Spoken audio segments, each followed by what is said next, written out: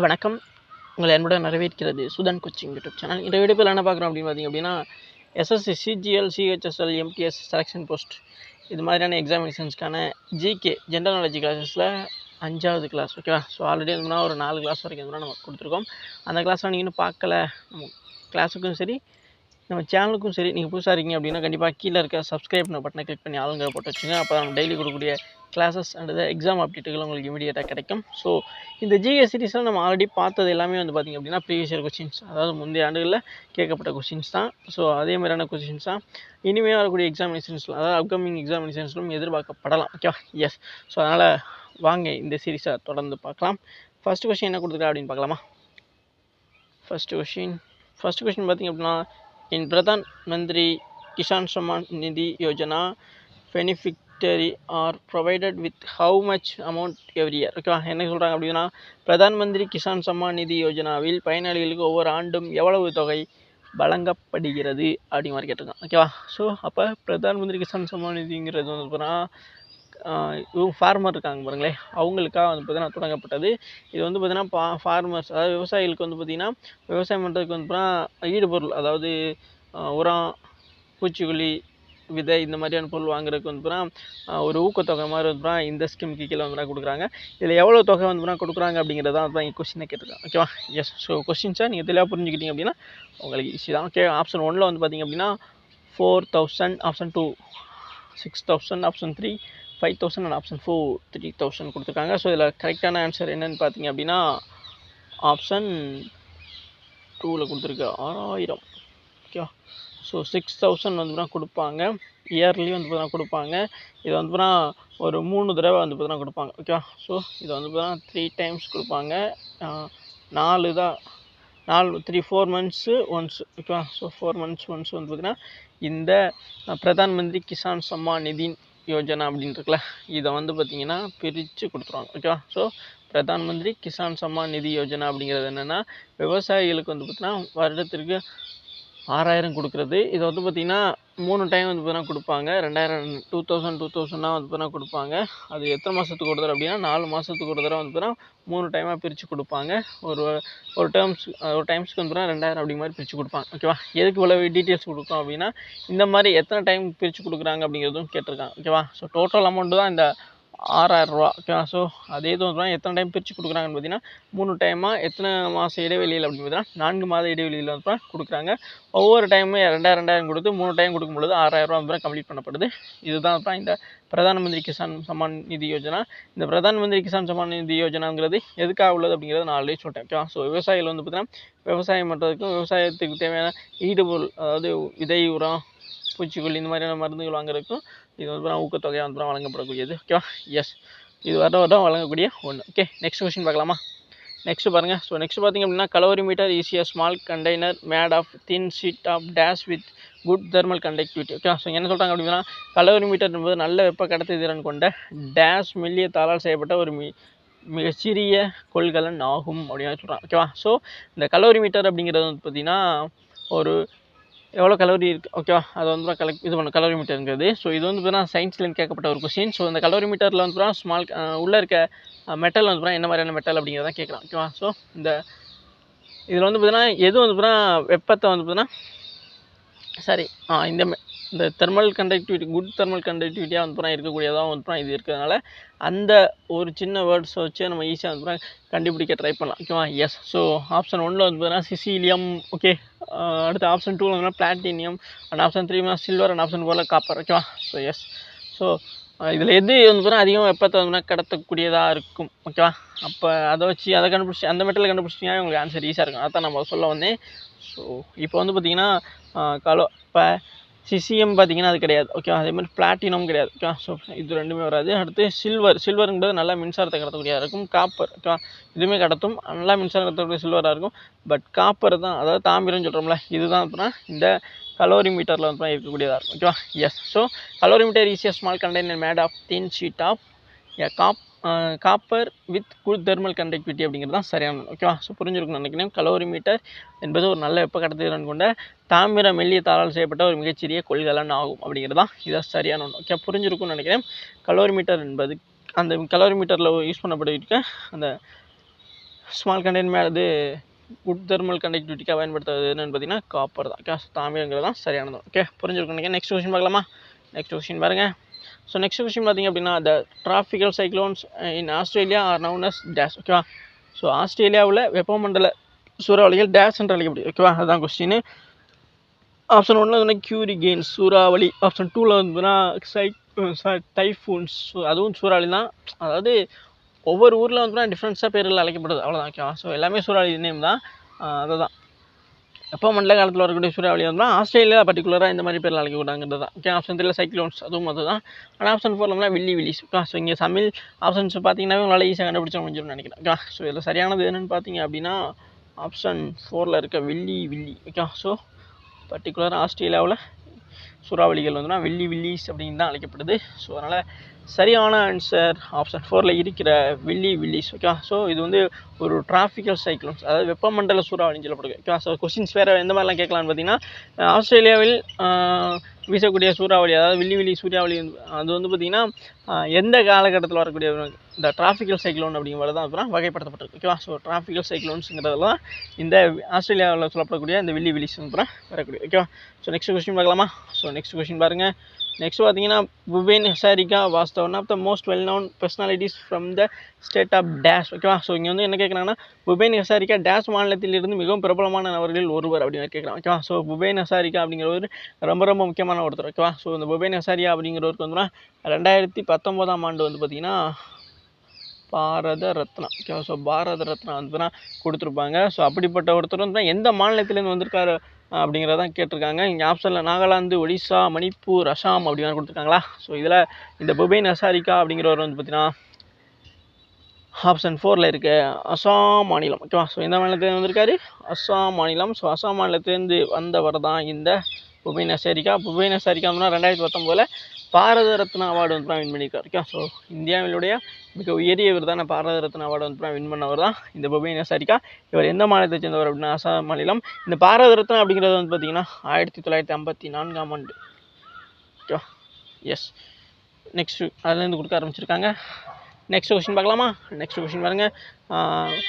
Next question. So இந்த Bharat Ratna award சொன்ன பொழுது பார்த்தீங்க அப்படின்னா சர் சி வி ராமன் வாங்கியிருக்காரு, சி ராஜகோபாலாச்சாரி வாங்கியிருக்காரு, எஸ் ராதாகிருஷ்ணன் அவர்கள் வந்து 3 பேர் வந்து ஃபஸ்ட் டைம் வந்து 1954 வந்து வாங்கியிருக்காங்க. ஓகே, ஸோ இது முக்கியமான ஒன்று. ஏன்னா இந்த 3 பேரை வச்சு கொஸ்டின் ஆல்ரெடி கேட்டிருக்காங்க. ஆப்ஷன்ஸில் கொடுத்துட்டு இதில் 3 பேரில் யாராச்சும் ஒரு பேர் கொடுத்து கேட்பாங்க. அதனால் கண்டிப்பாக இது தெரிஞ்சுக்கிறேங்க. நெக்ஸ்ட் பாருங்கள். ஸோ நெக்ஸ்ட் என்ன கொடுத்துருக்காங்க? According to census of 2000 of India 2011 which union territory has been as the highest slum population. ஓகேவா, ஸோ இங்கே என்ன சொல்கிறாங்கன்னா, இந்திய மக்கள் தொகை கணக்கெடுப்பின்படி 2011 எந்த யூனியன் பிரதேசத்தில் அதிக குடிசைகள் உள்ளன அப்படின்னு கேட்குறாங்க. ஓகேவா, ஸோ அதாவது 2011ஆம் ஆண்டு மக்கள் தொகை கணக்கெடுப்படி தான் வந்து கேட்குறாங்க. சென்செக்ஸ் வச்சு கண்டிப்பாக கொஸ்டின்ஸ் வந்து எல்லா ஷிஃப்ட் எக்ஸாமினேஷன், அதாவது எந்த எக்ஸாமில் வந்து கண்டிப்பாக ஒரு கொஸ்டின்லேருந்து 2 கொஸ்டின்ஸ் வரைக்கும் வந்து எக்ஸ்பெக்ட் பண்ணப்படும். ஸோ அப்படிப்பட்ட ஒரு கொஸ்டின்ஸ் தான் ஆல்ரெடி ப்ரீவியஸில் கேட்கப்பட்ட ஒரு கொஸ்டின்ஸ் தான் இது. ஸோ இங்கே என்ன கொடுத்துருக்காங்க?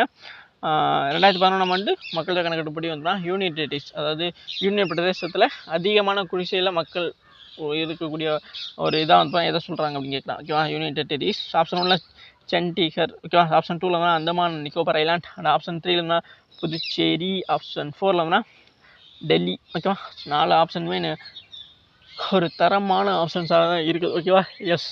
ஸோ இதில் வந்து பார்த்தீங்கன்னா எது வரும்? யூனியன் டெரிட்டரிஸில் ஹையஸ்ட் அதிகமான குடிசையில் உள்ள பகுதியாக வந்து எது இருக்குது அப்படின்னு பார்த்தீங்க அப்படின்னா டெல்லி தான் மக்களே. ஓகே, ஸோ டெல்லி தான் வந்து வரும். ஸோ டெல்லிங்கிறது தான் சரியான ஆன்சர். ஓகே, ஸோ டெல்லியில் தான் அதிக மக்கள் தொகை யூனியன் டெரிட்டரிஸில் வாழக்கூடிய ஒரு பகுதி. ஸோ அதில் தான் வந்து அதிகமான ஸ்லம், அதாவது அதிகமான குடிசையில் மக்கள் வந்து உள்ளன அப்படிங்கிறத சொல்கிறாங்க. ஓகேவா, ஸோ ஸ்லம்னா சேரின்னு கூட சொல்லுவாங்க. ஓகேவா, ஸோ இந்த ஆறுகள் ஓரமாக அந்த மாதிரி உள்ளவங்களை வந்து சொல்லுவாங்க. அதிகமாக வந்து ஸ்லம்ஸ் வந்து எங்கே இருக்குன்னா மாநிலங்களை பொறுத்த வரைக்கும் மகாராஷ்டிரா வரும். ஓகே, ஸோ இது வந்து யூனியன் டெரிட்டரிஸ்னால நீங்கள் டெல்லி சொல்கிறீங்க. அதே இது வந்து ஸ்டேட்டு அப்படின்னு பார்த்தீங்க அப்படின்னா உங்களுக்கு மகாராஷ்டிரா. ஓகே, ஸோ மகாராஷ்டிராவில் வந்து வரும். ஓகே, ஸோ யூனியன் டெரிட்டரிஸ்னால் டெல்லி வரும், அதிகமான ஸ்லம்ஸ் உள்ளது, ஹையஸ்ட் ஸ்லம் பாப்புலேஷன். அதே வந்து ஸ்டேட்டு 2011ஆம் ஆண்டு மக்கள் தொகை கணக்கெடுப்படி வந்து எந்த மாநிலத்தில் வந்து ஹையஸ்ட் ஸ்லம் பாப்புலேஷன் இருக்குது, அதாவது அதிகமாக குடிசையில் மக்கள் வசிக்கிற பகுதி இருக்குது அப்படின்னா மகாராஷ்டிரா. ஓகேவா, ஸோ அதுக்கு ஒரு பெஸ்ட் எக்ஸாம்பிள் வந்து தாராவி சொல்லலாம். ஓகேவா, எஸ். ஸோ இங்கே தாராவி ஞாபகம் வச்சுட்டீங்கன்னாவே வந்து இந்த ஸ்டேட்டில் வந்து அதிக குடிசை பகுதி உள்ள பகுதியாக வந்து இந்த மகாராஷ்டிரா மாநிலம் வந்து வரக்கூடியதாக இருக்கும். ஓகேவா? எஸ். ஸோ யூனியன் டெரிட்டரினா டெல்லி, அதே எதுவும் ஸ்டேட் அப்படின்னா மகாராஷ்டிரா. ஓகேவா? நெக்ஸ்ட் கொஸ்டின் பார்க்கலாமா? நெக்ஸ்ட் கொஸ்டின் பாருங்கள். Which of the following duties has been not prescribed by the Indian constitution fundamental duties. ஓகேவா? எஸ். என்ன கேட்குறாங்க அப்படின்னா பின்வரும் கடமைகளில், அதாவது ஃபண்டமெண்டல் டியூட்டிஸ் சொல்லுங்களா, அதுதான் பின்வரும் கடமைகள் எது இந்திய அரசியலமைப்பில் அடிப்படை கடமைகளாக பரிந்துரைக்கப்படவில்லை அப்படிங்கிற மாதிரி. ஓகேவா?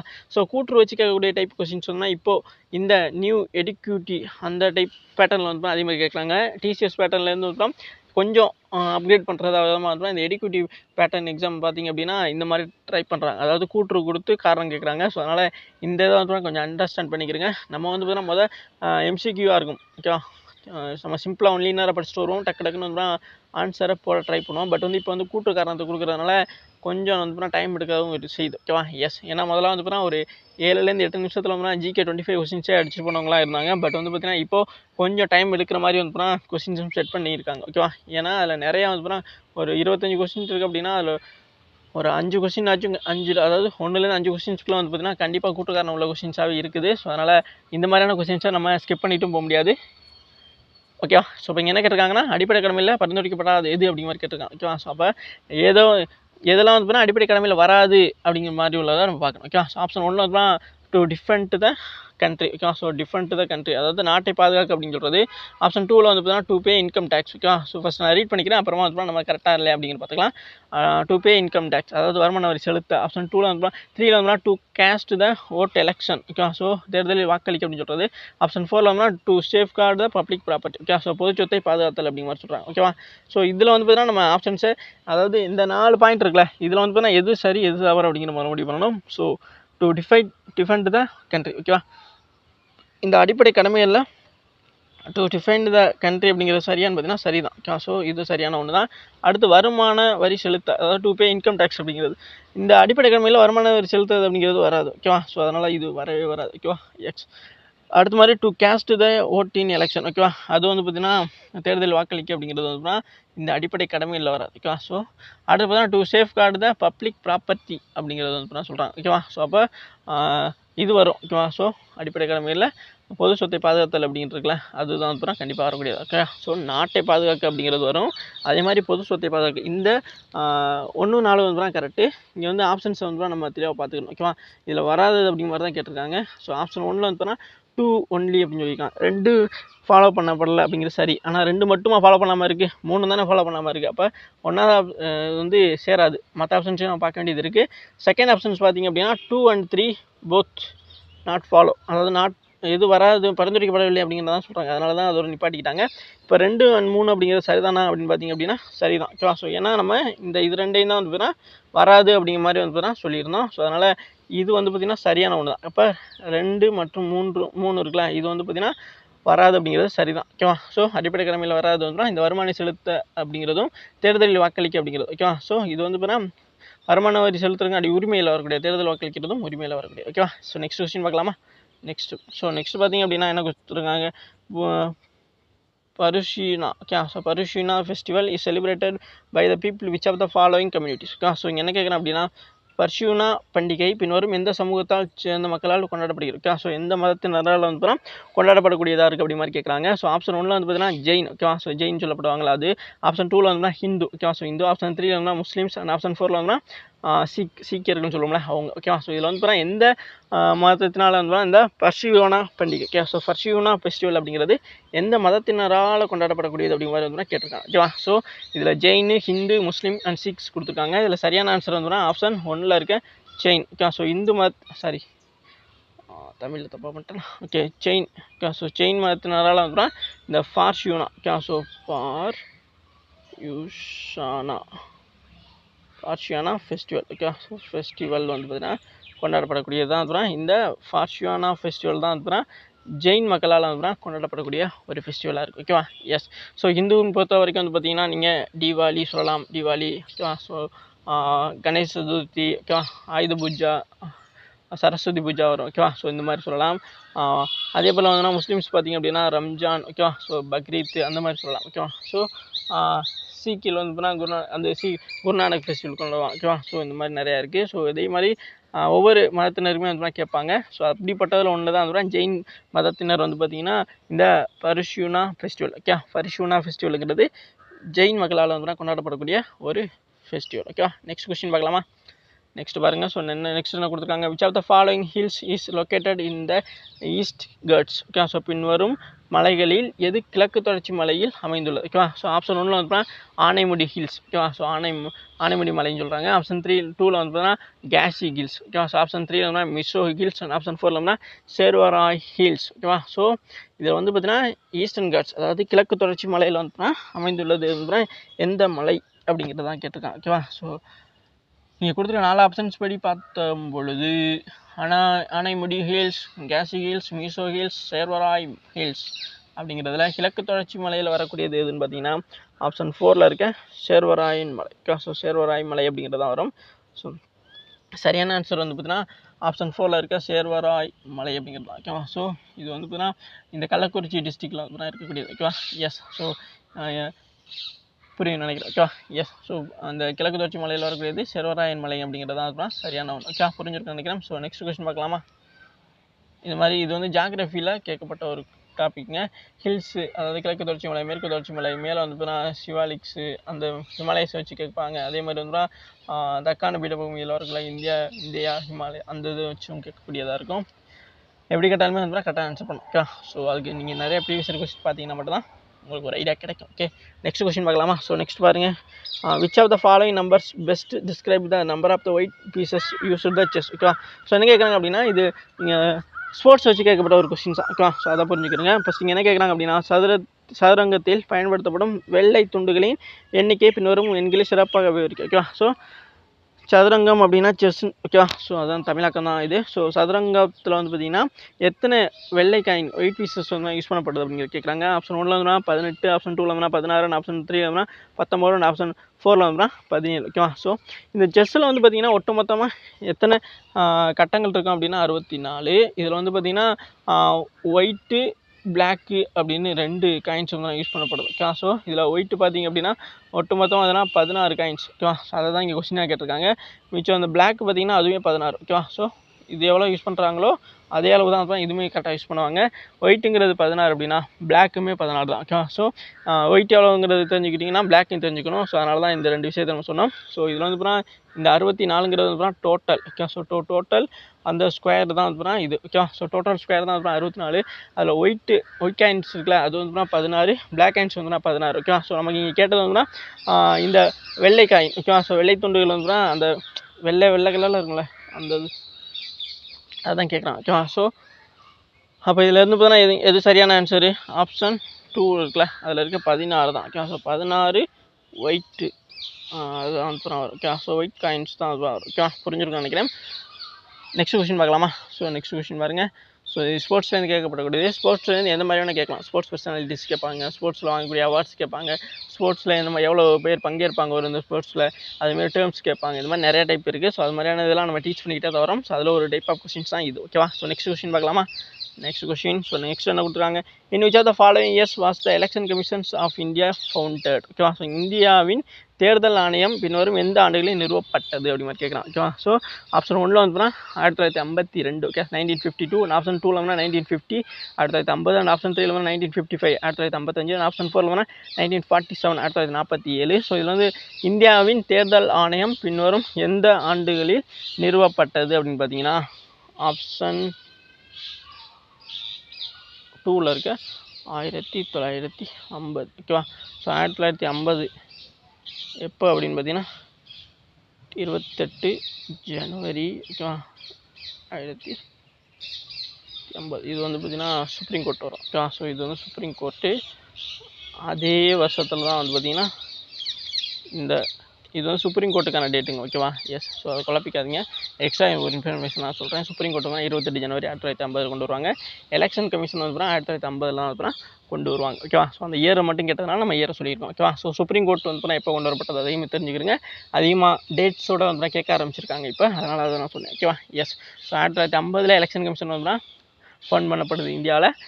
இந்தியாவில் சுப்ரீம் கோர்ட் ஓகேவா. ஸோ உச்சநீதிமன்றம் இருக்குல்ல, அது வந்து 28 ஜனவரி 1950 வந்து அமைக்கப்படுது ஓகேவா. ஸோ அதுக்கு முன்னாடி வரைக்கும் வந்து ஃபெடரல் கோர்ட்டாக தான் வந்து இருந்திருக்கு ஓகேவா. நெக்ஸ்ட் கொஸ்டின் பார்க்கலாமா. நெக்ஸ்ட் கொஸ்டின் பாருங்கள், இது பாலிட்டியில் வந்து கேட்கப்பட்ட ஒரு கொஸ்டின் இருக்கா. Next question. So next question பார்த்தீங்க அப்படின்னா என்ன கொடுத்துருக்காங்க, who among the following was the successor of the Mughal empire Babur ஓகேவா. ஸோ என்ன கேட்குறாங்க அப்படின்னா, பின்னோட்டில் முகலாய பேரரசர் பாபரின் வாரிசு யார் அப்படின்னு கேட்குறாங்க ஓகேவா. ஸோ ஆப்ஷன் 1 வந்து அவுரங்கசீப் ஓகேவா. ஸோ ஆப்ஷன் 2 வந்து ஷாஜஹான், ஆப்ஷன் 3 வந்து ஜஹாங்கீரன், ஆப்ஷன் 4 வந்து ஹுமாயூன் ஓகேவா. ஸோ இதில் வந்து பார்த்தீங்கன்னா பாபருடைய வாரிசு யார் அப்படிங்கிறதான் கேட்குறாங்க ஓகேவா. ஸோ அப்போ இதில் சரியானதாக வந்து பார்த்தீங்கன்னா எது இருக்கும் அப்படின்னா ஹுமாயூன் ஓகேவா. ஸோ ஹுமாயூன் ஆப்ஷன் 4ல் இருக்க ஹுமாயூன் தான் ஓகேவா. ஸோ பாபருங்கிறவர் யார் அப்படின்னா, பாபர் தான் வந்து பார்த்தீங்கன்னா இந்த முகலாய வம்சம் இருக்குல்ல அதனுடைய ஃபவுண்டர் ஓகேவா. ஸோ முகலாய வம்சத்துடைய ஃபவுண்டர் வந்து பார்த்திங்கன்னா பாபருக்கு அப்புறம் வரக்கூடியவர் தான் ஹுமாயூன் ஓகேவா. பாபர் வந்து பார்த்திங்கன்னா 1526 ஃபஸ்ட்டு பானிபட்டு போர் இருக்குல்ல அதில் வந்து பார்த்திங்கன்னா வெற்றி பெற்றது. இப்ராஹிம் லோடிக்கும் பாபருக்கு வந்து ஃபஸ்ட்டு பானிபட்டு போர் நடக்கும். அதில் வெற்றி பெற்றது மூலமாக பாபர் தான் வந்து முகலாய வம்சத்தை வந்து ஃபவுண்ட் பண்ணுவார், தொடங்குவார். அதுக்கப்புறம் வந்து 1526 1530 வரைக்கும் வந்து இருப்பார். அதுக்கப்புறம் 30 இறந்துருவார். அதுக்கப்புறம் 1530 1531 1540 வரைக்கும் வந்து பார்த்திங்கன்னா ஹுமாயூன் வந்து ஆட்சியில் இருப்பார் ஓகே. ஸோ ஹுமாயூன் கூட 1540 வந்து பார்த்திங்கன்னா ஷெர்ஷா சூரி இருக்கார்ல, ஷெர்ஷா சூரிக்கும் ஹுமாயூனுக்கும் வந்து பார்த்திங்கன்னா போர் நடக்கும். அதில் வந்து ஷெர்ஷா வெற்றி பெற்றதுனால 1940 வந்து 45 வரைக்கும் வந்து ஷெர்ஷா சூரி வந்து ஆட்சியில் இருப்பார் ஓகேவா. ஸோ இந்த மாதிரி அடுத்து வந்து 1956 வரைக்கும் வந்து பார்த்திங்கன்னா 1556 வரைக்கும் வந்து ஆட்சியில் இருக்க மாட்டாங்க. அதுக்கப்புறம் அக்பர் வந்து வருவார், ஹுமாயூனுடைய பையனாக இருக்க அக்பர் வந்து மறுபடியும் வந்து பார்த்தீங்கன்னா இந்த முகலாய பேரரசோட அரசராக வந்து ஹுமாயூனுக்கு அப்புறம் வரக்கூடியவராக வந்து இருப்பார் ஓகேவா. எஸ். ஸோ இடையில இந்த முகலாய பேரரசில் ஹுமாயூனுக்கு அப்புறம் வந்து ஷெர்ஷா சூரி வம்சத்துடைய ஆட்சி வந்து இருக்கும். அதை நிறுவியவர் வந்து ஷெர்ஷா சூரி ஓகேவா. எஸ்.